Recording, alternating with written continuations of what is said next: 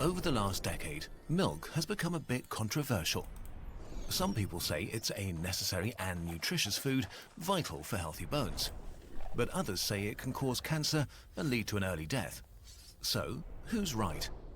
And why are we drinking it anyway?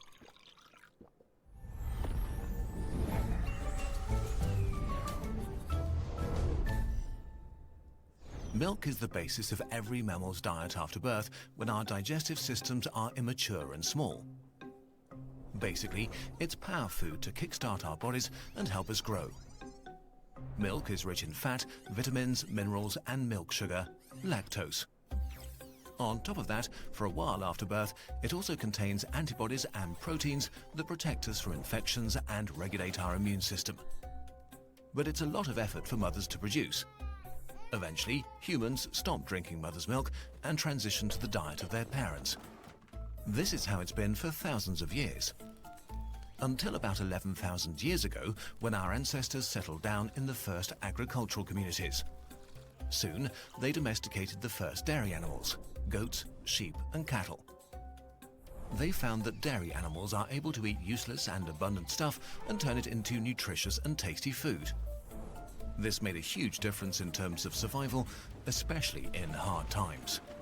So groups that had milk available had an evolutionary advantage.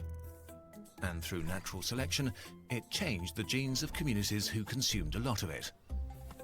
This adaptation has to do with a specialized enzyme, lactase.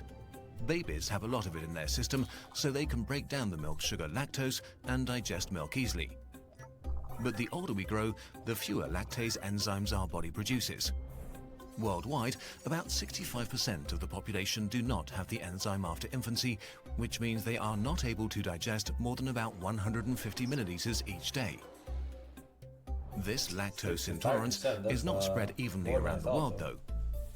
In some East Asian communities, for example, it's up to 90%. In Northern Europe and North America, the rates are the lowest overall. There are probably a few reasons for this uneven distribution. The trait was first introduced by random mutation, which happened independently of each other in a few populations. The fact that farming replaced hunting and gathering more and more created natural selection pressure. People who were able to digest lactose had more foods at hand, which was an advantage.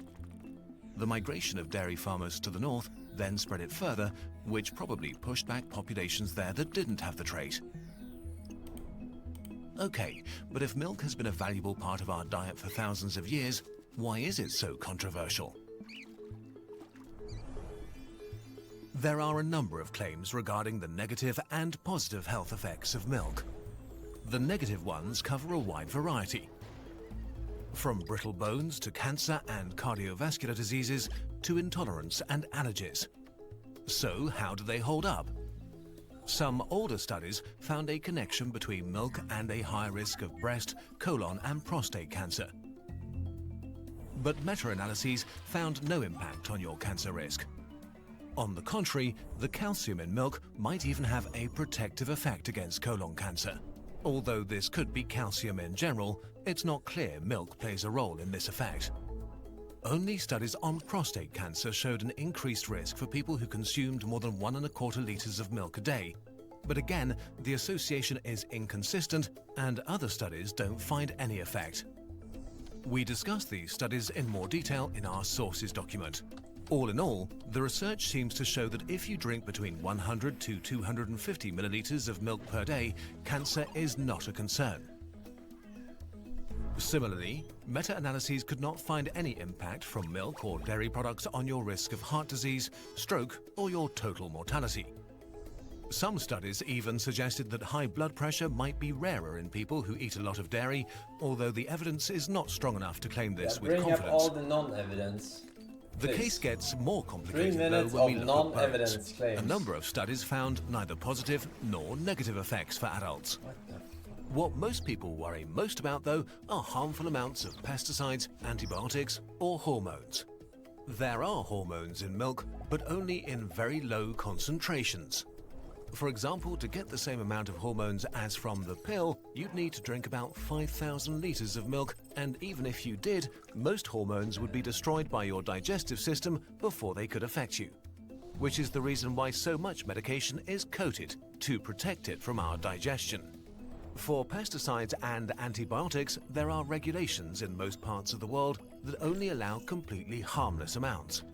Milk that surpasses these thresholds is not allowed to go on the shelf, so there's nothing in particular to worry about. Besides allergies and those suffering from lactose intolerances, the best known negative effects of milk are probably acne and general discomfort after drinking milk or eating dairy products. And here, the effects are very real. For example, skimmed milk has been found to statistically increase the rate of acne by 24%. Allergies against milk products are especially prevalent among children, with 1 in 18 kids in Germany suffering from them. In general, these allergies tend to get better or disappear as they grow older though. Okay, is milk healthy then? Milk, no matter if it comes from mothers, cows, sheep, goats or camels, is a nutrient-dense food. It contains all necessary macronutrients and many micronutrients. Especially in regions where people struggle to get enough calories, milk can contribute to a healthy life and lower child mortality. For those living in the developed world, in general, milk is not harmful if you are not allergic or intolerant to it. Especially for children, it's a good way to get large amounts of calcium, and for vegetarians, it's a good source of vitamin B. All necessary This is very deceptive when they say this, because the amounts are so ridiculously low, right?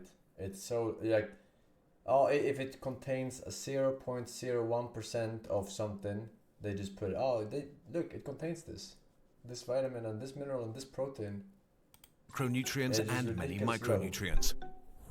Especially in regions where people struggle to get enough calories, milk can contribute to a healthy life and lower child mortality. Right? For those living in the developed world, in general, milk is not harmful if you are not allergic or intolerant to it. Especially for children, it's a good way to get large amounts of calcium, and for vegetarians, it's a good source of vitamin B12 and B vitamins in general. This does not mean there are not other alternatives with the same effect. You do not need to drink milk to be healthy. Milk is also definitely not a substitute for water. Milk is power food, and the additional calories from drinking a lot of it on a regular basis can contribute to being overweight. Especially flavored milk or chocolate milk is more comparable to beverages like lemonade than a healthy snack. And there's another thing to consider. Milk production has a significant impact on the global climate. About 33% of cropland is used to feed grazing animals, including dairy cattle. Even though the carbon footprint of dairy products has declined since 1990, dairy production is still responsible for 3% of all greenhouse gas emissions, even more than all aeroplanes combined. Milk is a huge industry, and sadly most of its production in factory farms causes Yeah.